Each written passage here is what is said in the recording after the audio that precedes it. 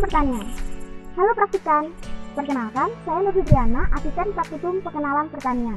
Hari ini saya berada di Desa Purwosari, Kecamatan Tegalrejo, Kabupaten Magelang, Provinsi Jawa Tengah. Kali ini kita akan belajar mengenai lahan pertanian di Desa Purwosari bersama Kak Irsyad. Silahkan Kak Irsyad. Terima kasih Kak Nur. Baik, ini adalah materi di pengenalan lahan pertanian. Lahan pertanian di Tegalrejo, Magelang ini umumnya merupakan lahan kering. Kenapa? Karena walaupun tanahnya cukup tebal dan pH-nya netral, tetapi ketersediaan air relatif rendah. Curah hujan normal, tetapi muka air tanah atau kedalaman sumurnya sangat dalam, sehingga sulit dijangkau oleh perakaran tanaman. Oleh karena itu, pemanfaatan lahan untuk pertanian dengan kebutuhan banyak air menjadi terbatas. Misalnya, tanaman yang membutuhkan banyak air, dan contoh lainnya adalah perikanan. Ini adalah contoh pemanfaatan lahan kering untuk pertanian. Di sini kita bisa melihat ada tanaman tembakau, ketela pohon, dan cabai. Jenis tanaman ini dipilih yang tidak terlalu banyak membutuhkan air. Biasanya hanya ditanam di awal musim tanam dengan memanfaatkan tanah yang masih basah pada air musim hujan, sekitar bulan April. Nah, itu tadi lahan pertanian di Desa Purwosari, Kecamatan Tegalrejo, Kabupaten Magelang, Jawa Tengah.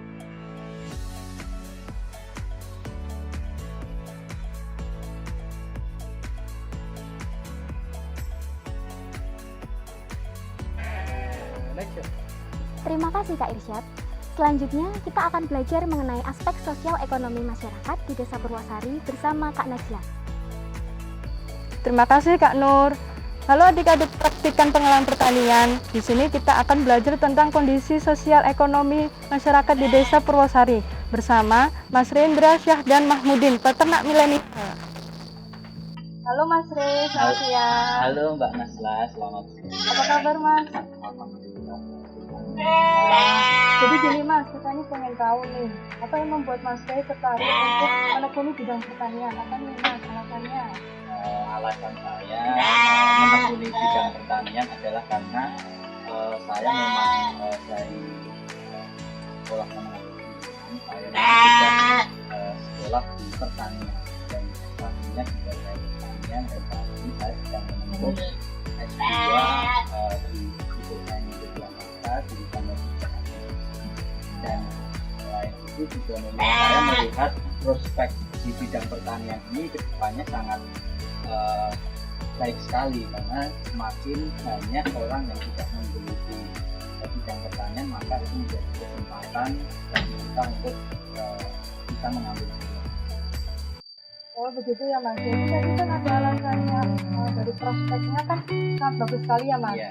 Jadi menurut Mas Re ini bagaimana minat generasi muda terhadap pertanian di Desa Purwosari sendiri? Untuk di Desa Purwosari ini sendiri memang pemuda ini minatnya masih sangat kurang di bidang pertanian. Jadi saya berusaha untuk memberikan pembuktian bahwa bidang pertanian ini sangat menguntungkan, dan petani di zaman sekarang itu tidak selalu identik dengan kotor dan bersih, dan itu yang selalu saya ingin gelorakan ke masyarakat di Desa Purwosari ini, agar nanti pemuda-pemuda di Desa Purwosari ini bisa mengikuti jejak saya menjadi seorang petani. Jadi nih Mas, bagaimana harapan Mas Re untuk generasi milenial yang sekarang di seluruh tanah air? Kalau harapan kami tentu karena potensi Indonesia ini adalah sangat terkenal sebagai negara yang agraris, jadi sektor pertanian ini menjadi penting untuk kita selalu kembangkan. Bahkan di masa pandemi COVID-19 ini sektor pertanian ini menjadi penyumbang penumbuhan ekonomi yang paling besar, dan ini menjadikan kita harus selalu semangat dan optimis, terutama anak-anak muda, untuk kita kembangkan sektor pertanian tentunya dengan inovasi yang baru tetapi kita temukan, karena memang mindset masyarakat kita ini masih selalu bertani tradisional, sehingga kita harus pelan-pelan untuk membumikan inovasi sehingga banyak masyarakat yang tertarik di bidang pertanian, terutama anak. ya Mas ya. Untuk di Desa Purwosari sendiri nih, menurut Mas Rey, bagaimana hubungan petani milenial dengan petani tua? Kalau secara sosial ekonomi di bidang pertanian antara petani muda dan petani yang mohon maaf lebih tua, ini sebenarnya kalau di Purwosari ini masyarakat atau petani yang lebih tua ini sebenarnya sudah bisa menerima inovasi yang diberikan anak muda, tetapi memang itu perlu proses, dan ini sudah saya buktikan sendiri yang mulanya masyarakat atau petani yang lebih tua itu melihara domba dengan sistem lantai, jadi tidak di panggung seperti ini. Ini saya buktikan bahwa ternyata dengan kandang yang panggung ini lebih pertumbuhannya lebih cepat dan ternaknya lebih bersih, sehingga nilai jualnya lebih tinggi. Dan ini hampir beberapa masyarakat di Desa Purwosari ini sekarang sudah mulai menerapkan sehingga menurut saya sebenarnya petani yang lebih tua dari kami sudah bisa menerima inovasi karena kita sederhanakan inovasi. Omong-omong Mas, dari saya datang nih, saya tertarik banget sama kaosnya Mas kenakan nih. Ini ada filosofinya nggak? Ada cerita tersendiri gitu tentang kaosnya ini? Oh iya, kalau saya kenapa memakai kaos seperti yang saya pakai ini, peternak keren ya. Jadi ini adalah suatu wujud saya untuk selalu menumbuhkan komitmen saya di bidang pertanian, karena tidak banyak anak-anak muda yang pede dengan profesi sebagai seorang petani, sehingga ketika saya pergi ke kafe misal atau pergi sama cewek misalnya, atau waktu saya ketemu dengan klien, itu saya selalu memakai kaos-kaos yang berhubungan dengan pertanian dan peternakan, karena itu adalah tujuannya saya ingin meningkatkan komitmen saya di bidang pertanian, dan saya selalu pede untuk menjadi seorang petani, makanya saya pakai. Gitu ya Mas, menarik ya. Lagi, ini biasanya produksi sendiri, sablon sendiri atau bagaimana? Saat ini kita sablon sendiri, dan karena saya kebetulan membuat suatu rumah kreatif, dan saya mengajak anak-anak muda untuk berbisnis di bidang ekonomi kreatif. Salah satunya adalah membuat desain kaos dan mensablon kaos. Akhirnya kami coba bikin branding di bidang pertanian, ternyata banyak sekali yang minat, dan kita bisa jual selain kita pakai sendiri, kita juga bisa jual kaos yang kita desain dengan tentunya kaos-kaos yang mempunyai nilai motivasi. Untuk pemasarannya sendiri nih Mas, apakah masih di daerah Purwosari saja atau sudah keluar di desa Purwosari? Pemasaran untuk dombanya atau apa ya? Kaosnya? Nah, kalau untuk kaosnya itu pemasarannya jelas hampir ke seluruh Indonesia, karena kebetulan beberapa kali kita bikin YouTube, dan itu ternyata bisa meningkatkan atau memperluas jaring kita, dan banyak orang di luar Jawa yang mengetahui konsep bisnis saya, dan juga ini termasuk kaos-kaos saya ini ternyata diminati oleh banyak masyarakat di luar kabupaten. Gitu ya Mas. Oh iya Mas, jadi kita dari saksikan pengalaman pertanian ini ingin sekali mengenal lebih jauh tentang kondisi sosial ekonomi masyarakat yang di Desa Purwosari. Kira-kira mata pencaharian penduduk Desa Purwosari ini apa saja Mas? Kalau untuk mata pencaharian di Desa Purwosari, masyarakat ini kebanyakan adalah mempunyai bisnis dan menjadi. Tapi kita ketahui di sekitar sini memang secara sumber daya alam memang kita kekurangan air. Tapi kita mencoba untuk berinovasi bagaimana air ini bisa didatangkan, atau kita menanam tanaman yang istilahnya tidak terlalu butuh banyak air. Misalnya saya menanam jagung, nah ini kan tidak terlalu butuh air, dan juga ketela dia juga tidak butuh banyak air. Nah ini bisa dijadikan sebagai bahan pakan untuk ternak saya, sehingga yang biasanya masyarakat di Desa Purwosari ini tanahnya kalau musim kemarau tidak produktif ini kita kembalikan untuk produktif lagi, dan nanti hasilnya itu kita beli untuk pakan ternak. Untuk kegiatan budayanya sendiri nih di Desa Purwosari ini apa aja? Kalau budaya di bidang pertanian, kalau kita biasanya nyadran sebagai wujud kita bersyukur bahwa kita atas segala rezeki baik itu di bidang pertanian maupun kita dalam bekerja itu kita wujudkan dalam istilahnya selamatan nyadran.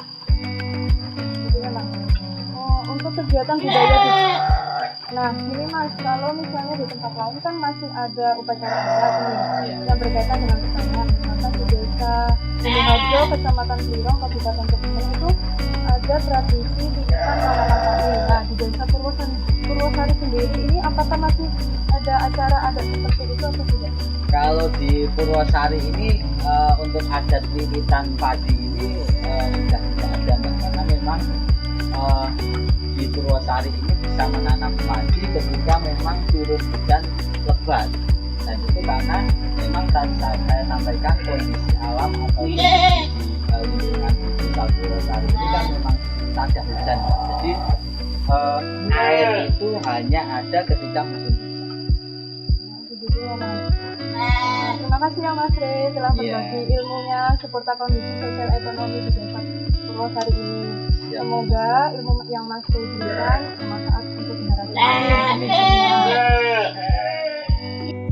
Selanjutnya saya akan kembalikan kepada Kak Nur. Silahkan Kak Nur.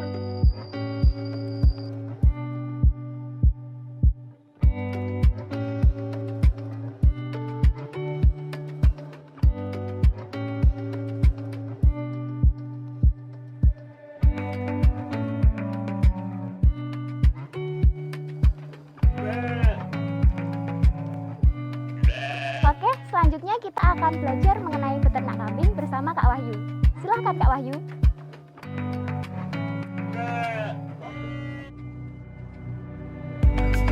Ya, terima kasih Kak Nur. Oke, untuk praktikan pengenalan pertanian, kita di sini kembali lagi bersama Mas Rey untuk membahas gimana caranya berternak kambing.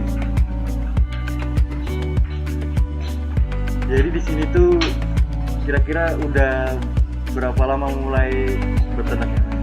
Kalau saya mulai beternak itu dari saya kuliah waktu S1 semester 3. Jadi kalau itu di peternakannya, tapi saya mulai bisnis itu dari mulai saya SMK. Saya dulu SMK jualan sayur di Car Free Day. Terus saya juga jualan ayam. Jadi jualan ayam juga sambil saya kuliah saya jualan ayam. Tapi mulai beternak itu saya mulai dari semester 3, tepatnya di tahun 2016. Dari 2016 sudah mulai beternak. Iya. Ini kalau dari jenisnya jenis kambing apa ya? Kalau jenis kambingnya ini kebanyakan kita bukan kambing ya, domba kibas, atau kalau di bahasa Jawa itu biasa disebut dengan pedus gembel. Itu dari mulai misalkan kemarin tadi Masnya bilang dari 2016. Itu 2016 itu mulai beternak dari berapa ekor hingga sekarang kira-kira sudah berapa ekor ya? Kalau dulu awalnya cuma 2 ekor itu di tahun 2016. Terus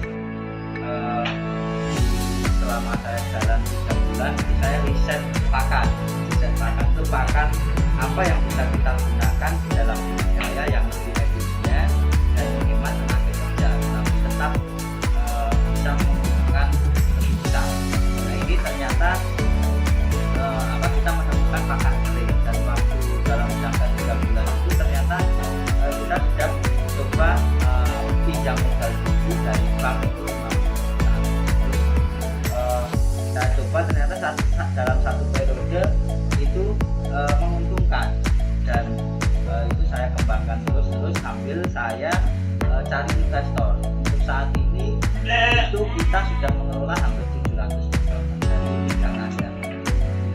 ekor dari 3 kandang katanya. Nah itu kan tadi ada pakan kering ya mas buat makanannya. Iya.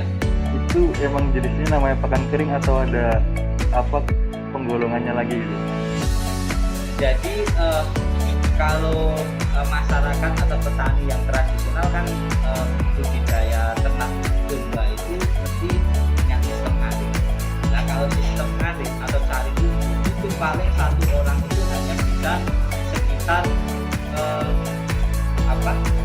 satu orang itu paling bisa 10 domba saja. Tetapi kalau dengan sistem pakan kering itu setiap satu orang itu bisa melihara 100 ekor bahkan 200 ekor. Nah inilah yang saya kembangkan terus sehingga ini harus terus ke masyarakat agar di lingkup masyarakat atau petani desa itu dia mampu beternak dalam jumlah yang banyak tanpa karena ini juga ternyata setelah kita pakai sistem pakan kering ini kita lebih gampang menghitunnya. Makanya kan jelas kita mendatangkan langsung satu kali dalam satu periode. Jadi hitungannya jelas dibandingkan kita cari setiap hari tenaga kerja kita nggak pernah hitung, rumput juga nggak pernah hitung. Ini jadi menjadi bisnis yang tidak sehat. Jadi buat untuk menekan efisiensi dari pakan tadi juga bisa dikasih. Iya, jadi menggunakan pakan kering itu ternyata keuntungannya banyak sekali dari efisiensi pakan yang kalau pakai rumput itu mungkin 1 ekor itu bisa 5 kilo dulu kenyang, tetapi kalau pakai pakan kering dengan campuran yang proteinnya sudah tercukupi itu cukup 8 ton 1 ekor. Dan itu kita hanya mengeluarkan uang kalau di tempat peternakan kami itu setiap 1 ekor itu 2.500 sampai 3.000 tergantung besaran ternak. Jadi tadi kan masalah pakan mas, kalau untuk 700 kambing kan itu juga 700 ya tadi kan? Iya. 700 kambing itu kan mungkin banyak, hitungannya itu banyak dari rawan sama virus atau penyakit itu. Apakah di sini ada vaksinasi untuk kambing-kambing? Kalau kami wajib ternak datang itu harus diobat cacing dan vitamin serta diberi antibiotik. Jadi sebelum ternak itu masuk kandang itu sudah harus diberikan vitamin. Setelah 1 minggu nanti kalau yang sistem pemupukan itu harus dicukur, semuanya harus dicukur. Karena yang pertama adalah untuk menghilangkan parasit, terus yang kedua ketika dicukur bulunya ini pertumbuhannya lebih cepat karena pakan yang kita pakai kan proteinnya tinggi. Kalau masih ada bulunya itu untuk tumbuh bulu bukan untuk meningkatkan bobot badan, sehingga kalau dicukur itu proteinnya bisa untuk meningkatkan. Jadi proses pemeliharaannya ya nggak cuma vaksin tapi ada pencukuran bulu kayak gitu. Selain itu apakah masih ada proses pemeliharaan kayak misalkan kan ini bulunya tebel nih mas, apa masih ada yang kayak dimandiin atau gimana? Jadi kalau sistem beternak saya itu kan memperhatikan siklus pasar. Jadi kalau setelah Idul Adha itu saya beli yang bunting-bunting. Jadi kenapa bunting-bunting? Karena nanti dalam waktu 3 bulan itu sudah lahir semua kalau beli bunting. Dan ketika sudah lahir semua itu pas mulai musim turun hujan.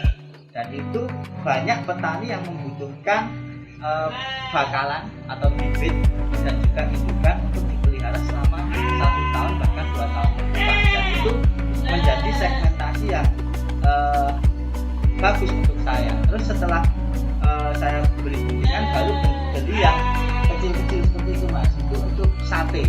Untuk sate itu dia bobot di kisaran 15 sampai 16 kilo dan umurnya di range itu 6 bulan sampai 7 bulan karena sate itu kan butuh domba yang muda karena rasanya lebih enak dan juga.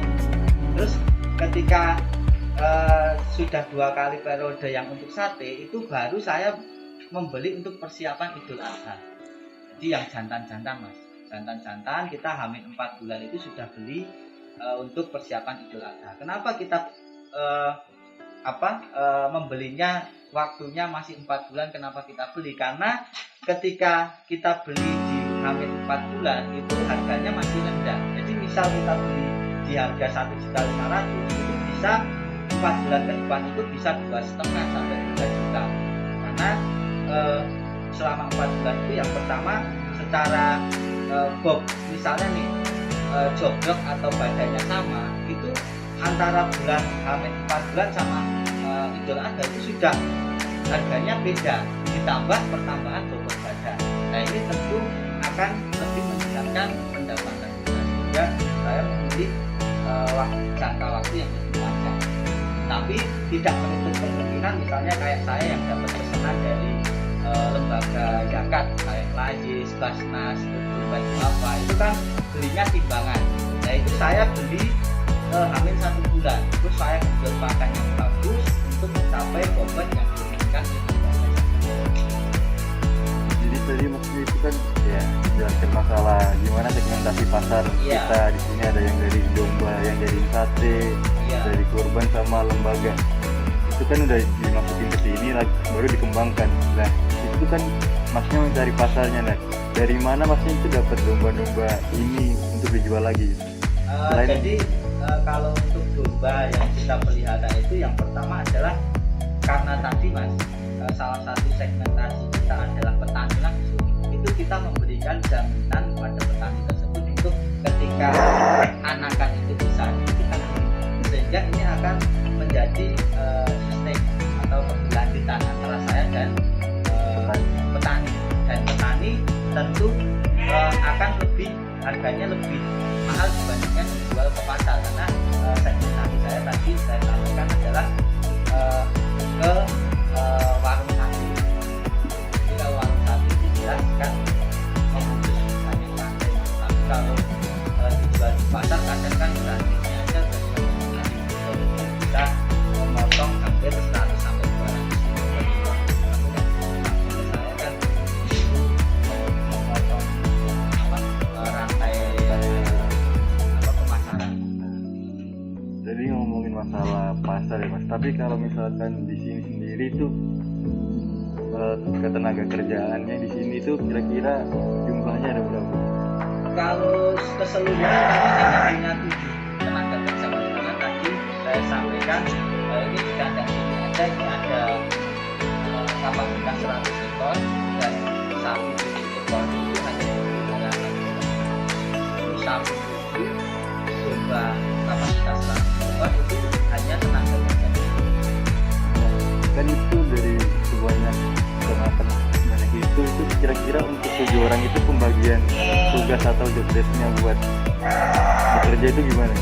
Nah itu kan gini mas, kita tentu sudah mempunyai SOP dalam pembentukan mulai dari tadi dari pembentukan bibit tentu yang mengambil oleh saya, terus dari pembelian pembelian vitamin teman itu datang itu anak kandang, dan juga penjujuran juga anak kandang. Terus untuk pemberian pakan itu diberikan penanggung jawab di kandang tersebut. Tapi kalau untuk pemberian vitamin dan penjujuran itu bisa lukiran mas. Jadi yang di sini bisa bantu yang bisa bantu yang disecak dan begitu seterusnya. Tapi kalau untuk yang memberikan pakan itu ada khusus yang selalu stay.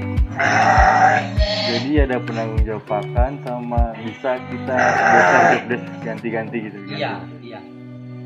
Nah untuk tenaga kerja sendiri itu masnya ini ngambilnya dari warga sendiri atau temen atau dari... Kalau yang pertama adalah lingkungan keluarga itu mas.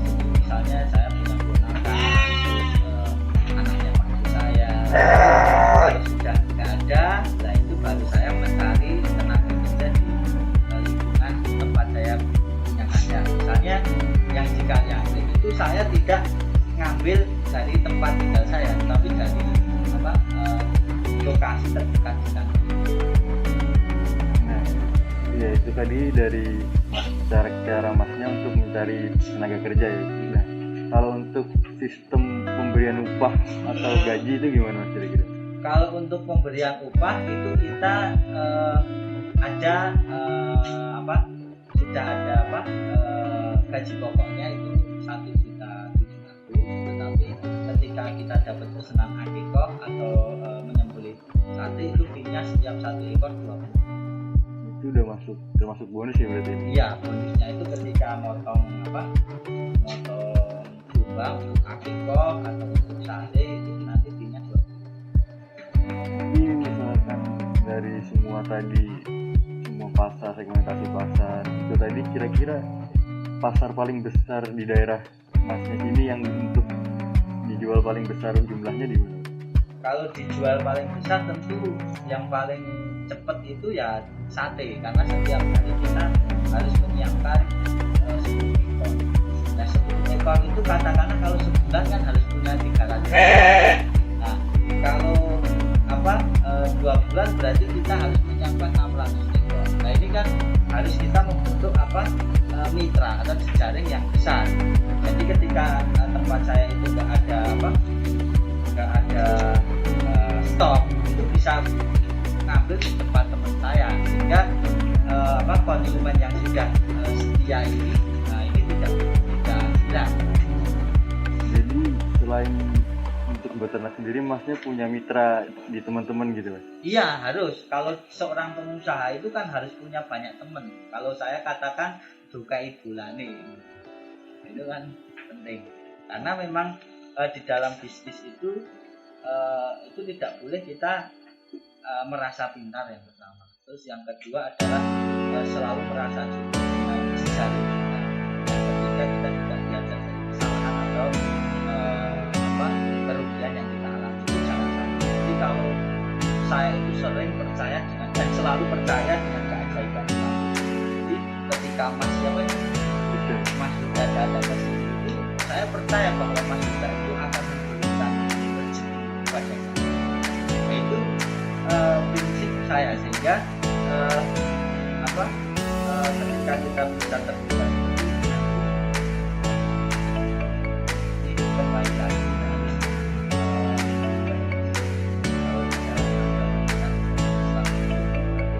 kembalikan semuanya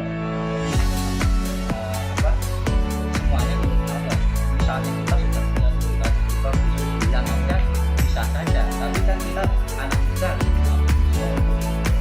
tidak bisa. Kalau belum gagal ya kita meningkatkan terus dan jalankan. Tunggu dari Mas kita punya optimisme kalau dari itu. Jadi kalau udah ada masalah pasar, nah untuk di sini kan banyak penggolongan jenis misalkan dari induk atau anakan. Itu harga jual dari jenis-jenis induk atau anakan atau jantan itu kira-kira gimana? Jadi kalau segmentasi pasar atau siklus jual beli itu kan kita harus selalu update harga pasar. Jadi misalnya kalau sekarang ini yang mahal adalah jantan yang masih umur sekitar 6 bulan.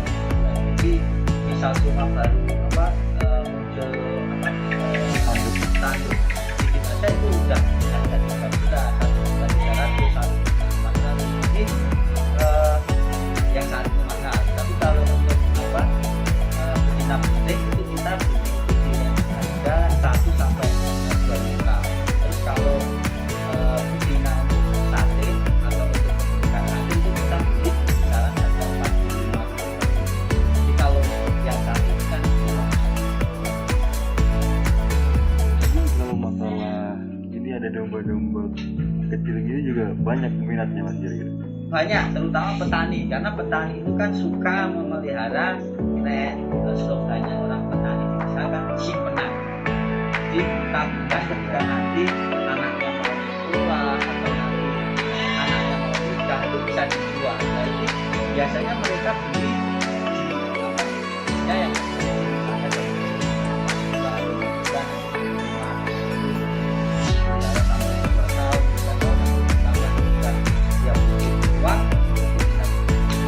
tapi ini saya malah berusaha untuk mengubah mindset simpenan itu pola pikir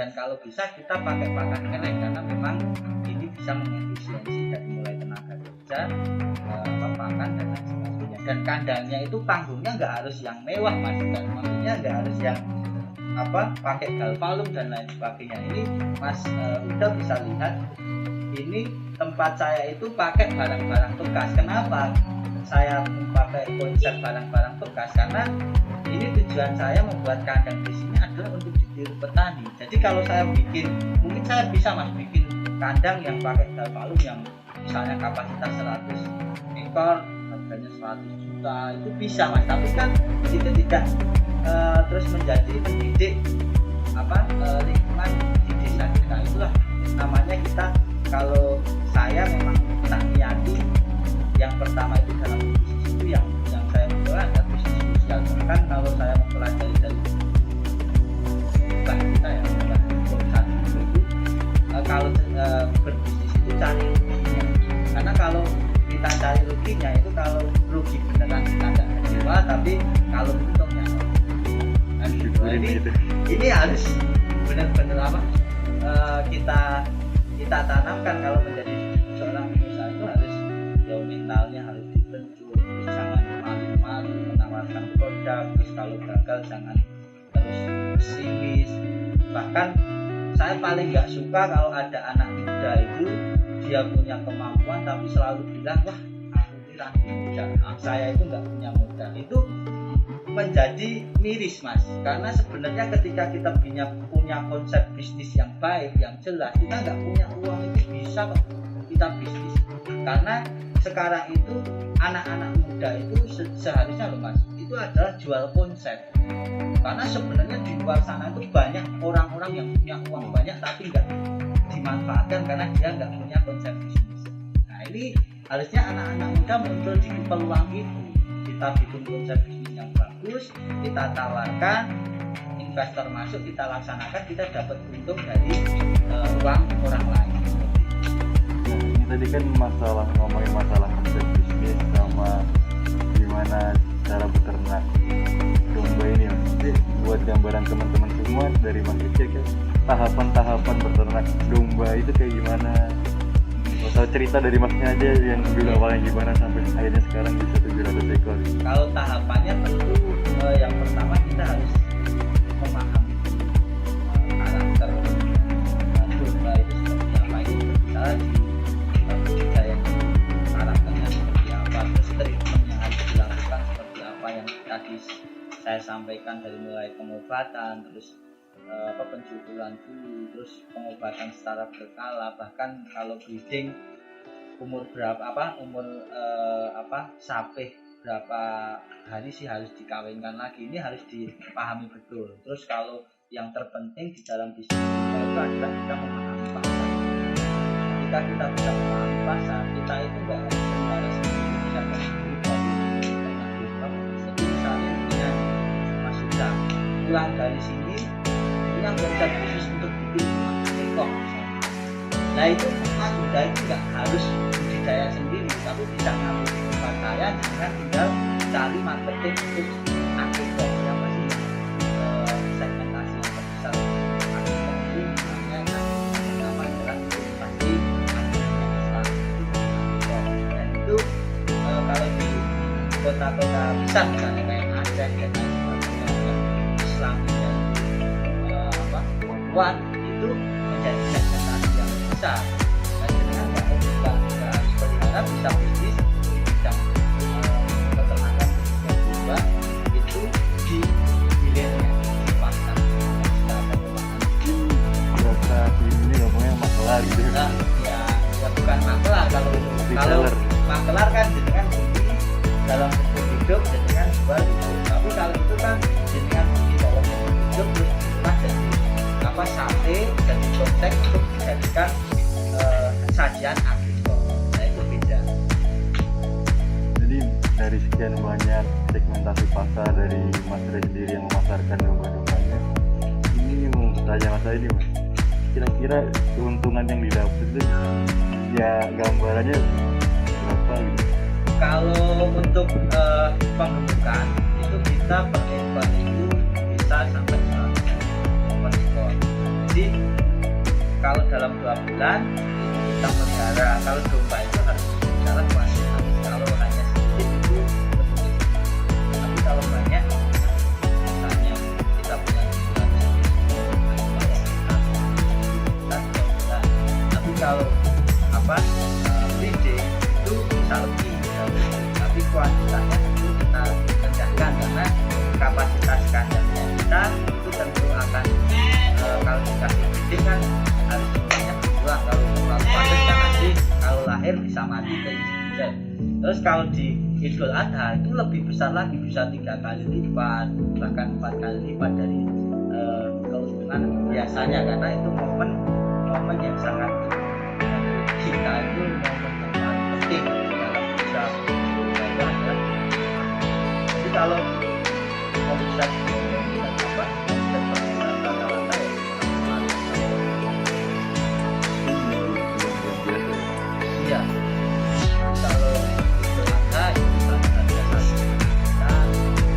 ada kita bisa menjual 500 itu kalau misalnya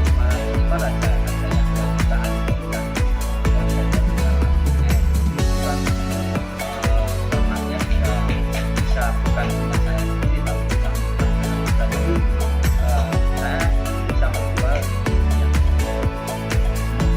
Ini tadi dari Mas Ray keuntungan dari beternak domba sebenarnya itu. Mungkin buat Mas Ray bisa kasih kata-kata mungkin motivasi atau penyemangat buat teman-teman yang sekarang kuliah di peternakan, pertanian ataupun sejenisnya. Gimana sih kita nggak harus apa buat beternak, nggak harus malu atau nggak harus apa. Mungkin dari image anak-anak zaman sekarang masalah kuliah di fakultas pertanian ada yang malu, ada yang gimana, tapi mereka nggak tahu gimana keuntungannya tadi itu. ya. Mungkin bisa Jadi ini saya kasih tahu dulu Mas, sudah banyak sekali teman-teman yang sudah berhasil yang omsetnya besar ratusan juta. Saya katakan saja misalnya saya ini bisa sampai 100-200 juta per bulan. Mas Sofyan kalau dengan tahu itu juga sayur organik itu juga mencapai 300 juta per bulan. Bahkan teman saya Anjis itu dari cuma kotoran domba ya Mas. Kotoran domba itu dia olah menjadi kompos itu bisa omsetnya bisa 12 sampai 20 juta per bulan. Itu hanya olah yang ribuan. Nah, ini ternyata sektor pertanian itu tidak akan rugi ketika manajemennya benar. Manajemennya benar itu mesti pertanian itu akan menguntungkan. Sehingga saya berpesan pada teman-teman adik-adik semua dan mungkin kakak-kakak yang lihat video ini bahwa mari kita bersama-sama pertanian ini kita kembangkan, pertanian ini kita tingkatkan dengan inovasi-inovasi yang kita peroleh secara akademik di kampus kita aplikasikan di desa kita untuk kita memberikan sumbangsih pengembangan atau pembangunan ekonomi di sektor pertanian. Tapi saya juga sampaikan ke Mas Yuda bahwa memang anak muda itu saya sering katakan bahwa motivasinya itu sering sekali saya sebut seperti air sudah. Jadi kalau dibuka uap, kalau didiamkan biasa saja maka bisa berkurang karena nanti Pak buka itu uapnya banyak. Nah inilah anak muda, kadang kita semangat, kadang kita motivasinya biasa saja, kadang kita lemah. Nah ini ya harus di awal kita stabilkan dulu. Jadi motivasi itu kalau bisa harus stabil dulu sehingga nanti akan muncul komitmen. Kalau kita motivasinya masih naik dulu itu komitmen itu nggak peroleh, karena komitmen itu diperoleh dari motivasi yang jadi kalau saran saya ketika teman-teman atau adik-adik semua yang kuliah di Fakultas Pertanian dan Peternakan, mari kita sama-sama stabilkan motivasi kita agar kita bisa komitmen menjadi seorang petani yang sering sekali dianggap rendahan ya Mas. Bahkan kita kalau kuliah di pertanian itu dimalu-maluin, tapi kita buktikan Mas bahwa petani itu atau lagi petani milenial itu dompetnya tebal kan gitu. Ini harus kita buktikan dan kalau saya boleh menyarankan atau mungkin besok mohon doanya Mas, misalnya saya menjadi seorang pejabat bupati atau apa, Amin. nah itu saya pengen merubah patung-patung yang petani itu jangan yang pakai caping, yang nggak pakai baju terus kelihatan kotor, jangan.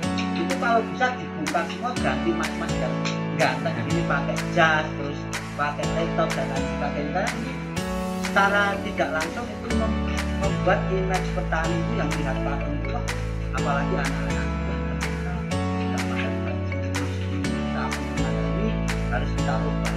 Ini besok kalau Mas Yuda dan teman-teman semua pejabat, barang-barang kita ubah image petani kita itu. Itu mungkin tadi udah yang terakhir Mas Rey. Ya, terima kasih atas waktunya dari Mas Rey untuk kita sudah dapat ilmunya dari masalah cara beternak domba, bahkan dari ilmu-ilmu kehidupan dari Mas Rey kita dapat kebagian gitu.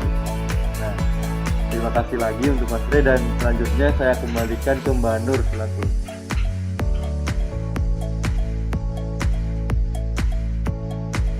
Terima kasih Kak Wahyu. Hari ini kita sudah belajar banyak dari Mas Rendra Syahdan Mahmudin, pemilik Cipta Visi Group. Semoga video ini dapat memberikan inspirasi untuk Anda. Dan sampai jumpa!